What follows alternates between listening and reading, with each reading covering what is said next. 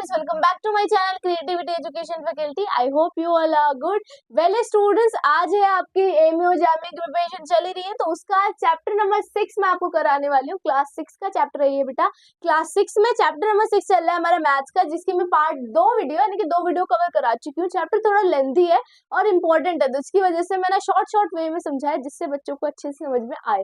Long term में short तरीके से समझाया, इसलिए आपको समझ में आए बेटा। पार्ट 1 में हमने डिस्कस करा था about sides and angles, and third video second part में हमने डिस्कस करा triangles. Right now we have third part, तो थर्ड पार्ट में हम डिस्कस करने वाले हैं quadrilateral and some values and some things of, यहाँ पे हम शेप्स के बारे में, पर्टिकुलर शेप्स के बारे में डिस्कस करने वाले हैं। तो काफी अच्छी वीडियो होने वाली है, लेकिन उससे पहले 2 वीडियो इंपॉर्टेंट है, तो वो 2 वीडियो देख के आइएगा, तभी आपको चैप्टर अच्छे से एक्सप्लेन होगा और चैप्टर को समझ में आएगा। चैप्टर लेंथी है, जब भी हम थर्ड पार्ट तक पहुंचे, और इम्पोर्टेंट भी है। तो स्टार्ट करते हैं आज की वीडियो हम अपने नए उससे। तो बेटा आज का है पार्ट 3 में हम सबसे पहले पढ़ने वाले हैं क्वाड्रिलेटरल, पेंटागन, ये सब क्या क्या होते हैं, इनके सब चीजों के बारे में डिस्कस करने वाले हैं।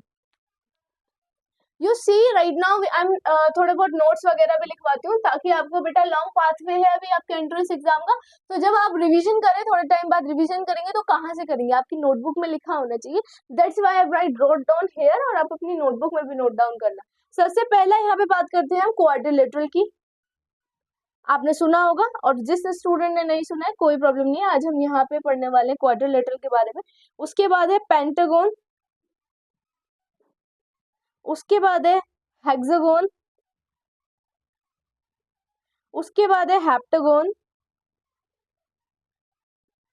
ठीक है, सबसे पहले क्वाड्रिलेटरल क्या होता है। इन शेप्स की बेटा जो नेम है ना, मैथ्स में और साइंस में 2 चीजें आपको ध्यान रखनी है। मैथ्स में 2 सब्जेक्ट्स में ध्यान रखनी है। मैथ्स और साइंस में काफी सारे वर्ड्स पे ही डिपेंड करता है, उनके फंक्शंस या उनके काम जो भी हैं उनके नाम पे डिपेंड करते हैं। हम नाम से ही समझ जाते हैं। जैसे इससे पहले इक्विलेटर समझा था, तो इक्वल से समझ में आ रहा था। इक्वल वो क्या है, वो पीछे वाली वीडियो देखना, पार्ट 2 तब समझ आएगा। क्वाड्रिलेटरल मतलब क्या होता है, यहाँ पे 4। बेसिकली क्या, इसकी डेफिनेशन लिख देती हूँ मैं। अब पॉलीगन मतलब कोई भी एंगल्स बेटा ऑफ 4 साइड्स। कितनी साइड्स है उसकी, 4 साइड्स, उसको हम क्या बोलते हैं, क्वाड्रिलेटरल। ऐसी शेप जिसकी बेटा कितनी, कौन सी साइड है, 4 साइड, उसको हम क्या बोलते हैं, क्वाड्रिलेटरल। जैसे कि ये भी आपको क्वाड्रिलेटरल में काउंट हो जाएगा, ये आपका क्वाड्रिलेटरल में काउंट हो जाएगा। तो 4 शेप्स है, थोड़ा सा शेप हो गया, ऐसे शेप्स वालों को हम इसमें काउंट कर सकते हैं। अच्छा, पेंटागन की बात करूं तो पेंटागन होता है अ पॉलीगन ऑफ 5 साइड्स। कितनी साइड्स, 5 साइड्स वालों को हम क्या बोलते हैं, पेंटागन बोलते हैं। ठीक है, जैसे ये 5 साइड्स, इसकी 1 2 3 4 6 ज्यादा हो जाएंगे, 1 2, जब सपोज इसकी 5 साइड्स है, तो ये हम 5 साइड्स में काउंट करते हैं। अगर बात करते हैं हेक्सागन की, तो अ पॉलीगन ऑफ 6 साइड्स। कितनी साइड्स, 6 साइड्स, ये वाला इसमें काउंट हो जाएगा। 1 2 3 4 5 6, ये हमारा इसमें काउंट हो गया। यानी कि हेक्सागन कौन सा होता है, जिसकी बेटा 6 साइड्स होती है। अ पॉलीगन ऑफ 7 साइड्स, उसको हम क्या बोलते हैं, हेप्टागन बोलते हैं, जिनकी हमारी 7 साइड्स होती है। क्या क्वाड्रिलेटर की कितनी साइड, 4, हेप्टागन की कितनी साइड्स, 5, हेक्सागन की कितनी साइड, 6, हेप्टागन की कितनी साइड, 7। ये चीज आपकी है बेटा। इसके बाद आगे डिस्कस करते हैं, हेप्टागन के आगे भी है काफी। नाउ यू सी, हेप्टागन हो गया। अब लास्ट है आपका ऑक्टागन। कितना, ऑक्टागन, जिसकी कितनी साइड्स होती है, अ पॉलीगन ऑफ 8 साइड्स। कितनी साइड्स, 8 साइड्स वाले को हम क्या बोलते हैं, ऑक्टागन बोलते हैं। अब हम डिस्कस करते हैं पर्टिकुलर चीजों के बारे में, इन सबको भी पर्टिकुलर डिस्कस करेंगे। तो सबसे पहले हमारा था क्वाड्रिलेटर के बारे में, तो ऑक्टागन भी लिख लेगा। उसके बाद बात करते हैं हम क्वाड्रिलेटर के बारे में। तो क्वाड्रिलेटर की शेप कैसे होती है, क्वाड्रिलेटर के बारे में डिस्कस कर लेते हैं हम इसके बाद।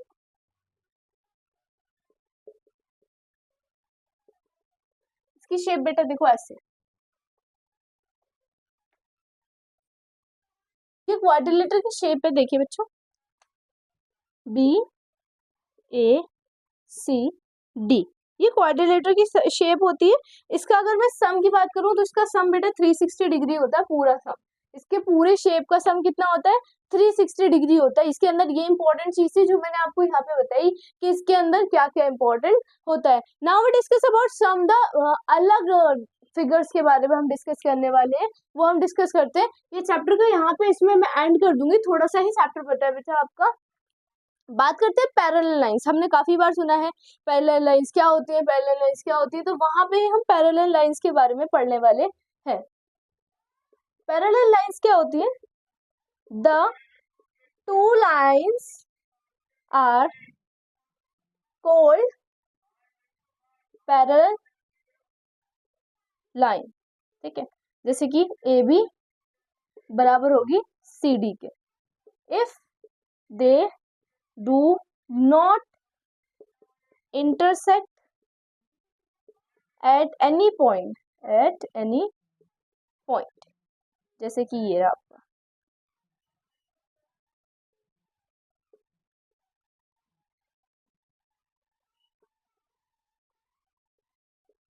Now you see parallel lines क्या होती है? जिनकी दोनों साइड बेटा आपस में पैरेलल होती है।